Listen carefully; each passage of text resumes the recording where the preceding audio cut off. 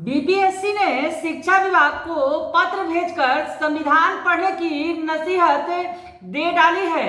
नमस्कार, कशिश न्यूज में आपका स्वागत है। मैं हूं अनुराग। खबर लड़ाई की है। जी हां, शिक्षा विभाग और बीपीएससी आपस में भिड़ गए हैं।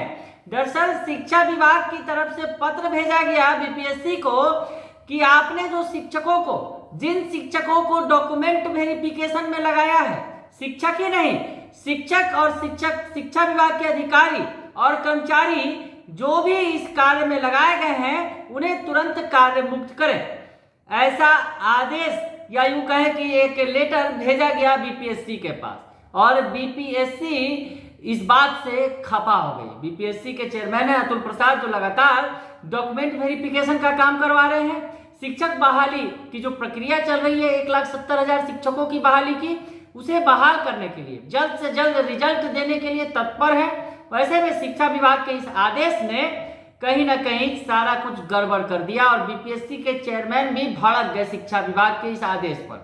शिक्षा विभाग को बीपीएससी ने लेटर भेजा और कहा कि आप ये धृष्टता न करें, और धृष्टता आपने कर दी है तो अब दोबारा करने की कोशिश न करें।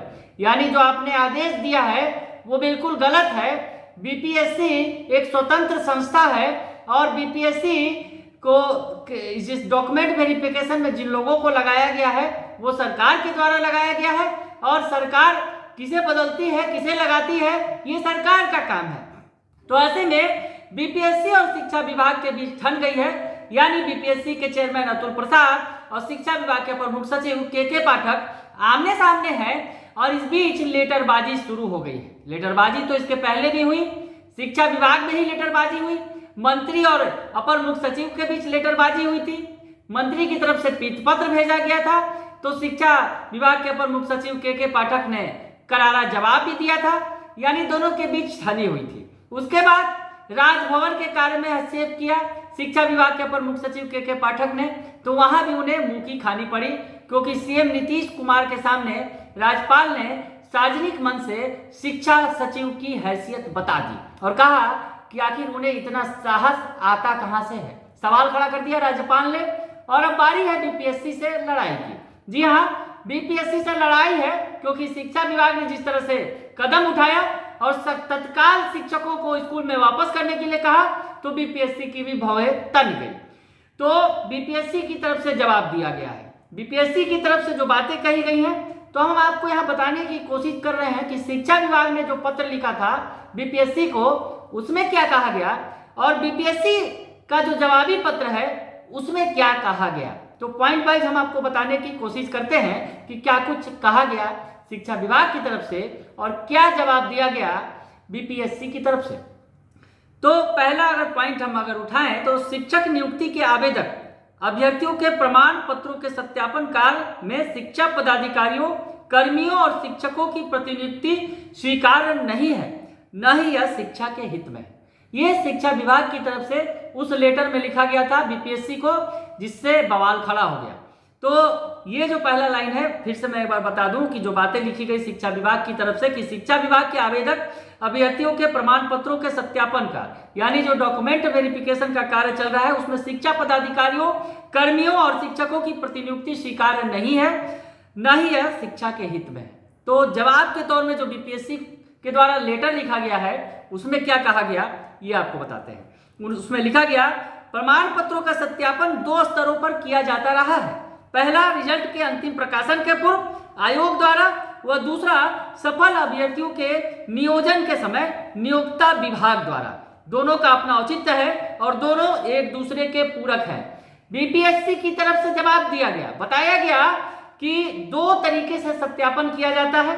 एक जो आयोग के द्वारा अंतिम प्रकाशन के पूर्व, ये जो है सफल अभ्यर्थियों के नियोजन के समय नियोक्ता विभाग के द्वारा दूसरा किया जाता है, यानी दूसरा शिक्षा विभाग के द्वारा डॉक्यूमेंट वेरिफिकेशन का काम किया जाएगा, और ये दोनों एक दूसरे के पूरक है, ये बताया गया। दूसरा पॉइंट, शिक्षा विभाग की तरफ से जो बीपीएससी को पत्र लिखा गया, उसमें कहा गया, विद्यालय अध्यापक नियुक्ति नियमावली 2023 के नियम 9(1) के अनुसार प्रमाण पत्र का सत्यापन नियुक्ति पत्र जारी करने से पूर्व कराया जाना है। इसके विपरीत बिना अनुशंसा या कार्य कराने का कोई औचित्य नहीं है। शिक्षा विभाग ने ये जो डॉक्यूमेंट वेरिफिकेशन की प्रक्रिया चल रही है उस पर ही सवाल खड़ा कर दिया, यानी बीपीएससी की कार्यशैली पर सवाल उठा दिए शिक्षा विभाग ने कि ये जो औचित्य नहीं है डॉक्यूमेंट वेरिफिकेशन कराया जा रहा है। तो इसका जवाब बीपीएससी की तरफ से दिया गया, आयोग के सत्यापन कार्य में राज्य सरकार हमेशा सहयोग करती है। इसके लिए किस विभाग के अधिकारी कर्मी लगाए जाए यह राज्य सरकार का विषय है। इस संबंध में कोई आपत्ति या अनुरोध राज्य सरकार से किया जाना चाहिए। तो बीपीएससी ने बताया कि जो कर्मियों को लगाया गया है वो राज्य सरकार की तरफ से लगाया गया है, इसमें किसी भी तरह की आपत्ति हो या फिर अनुरोध किया जाना है तो वो राज्य सरकार से किया जाना चाहिए, न कि बीपीएससी से। आगे लिखा गया, शिक्षा विभाग की तरफ से नियुक्ति प्राधिकार को प्रमाण पत्रों का सत्यापन करना इस नियम के तहत जरूरी होता है, इसलिए अभी आयोग द्वारा यह प्रक्रिया किया जाना और इसमें शिक्षा अधिकारियों व शिक्षकों को लगाना श्रम का दुरुपयोग है। यानी शिक्षा विभाग ने डॉक्यूमेंट वेरिफिकेशन पर के औचित्य पर ही सवाल खड़ा कर दिया और ये पत्र में कहा कि ये श्रम का दुरुपयोग किया जा रहा है, शिक्षकों को बेवजह लगाया जा रहा है। तो आयोग की तरफ से जो जवाब दिया गया है उसमें कहा गया, आयोग की आंतरिक प्रक्रिया के औचित्य पर प्रश्न चिन्ह लगाना या हस्तक्षेप करना, दबाव बनाना असंवैधानिक, अनुचित और अस्वीकार्य है। फिर से पढ़ दूं एक बार, आयोग की आंतरिक प्रक्रिया के औचित्य पर प्रश्न चिन्ह लगाना या हस्तक्षेप करना, दबाव बनाना असंवैधानिक, अनुचित और अस्वीकार्य है। आयोग की तरफ से जवाब दिया गया शिक्षा विभाग को।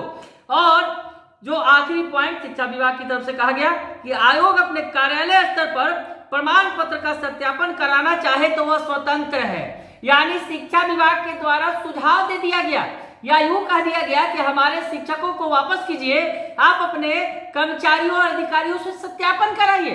तो इस पर क्या जवाब दिया बीपीएससी ने? बीपीएससी ने कहा, इन प्रावधानों को जानने के बाद भी बिना प्रमाण पत्रों के सत्यापन के ही आयोग से अनुशंसा की अपेक्षा करना आश्चर्यजनक है। तो आयोग ने करारा जवाब दिया है शिक्षा विभाग को, यानी बीपीएससी ने बिहार पब्लिक सर्विस कमीशन के अध्यक्ष अतुल प्रसाद की तरफ से करारा जवाब दिया गया है शिक्षा विभाग के अपर मुख्य सचिव के पाठक के विभाग को। बने रहिए कशिश न्यूज के साथ, तमाम खबरों से आपको अपडेट रखेंगे। फिलहाल के लिए इतना ही, धन्यवाद।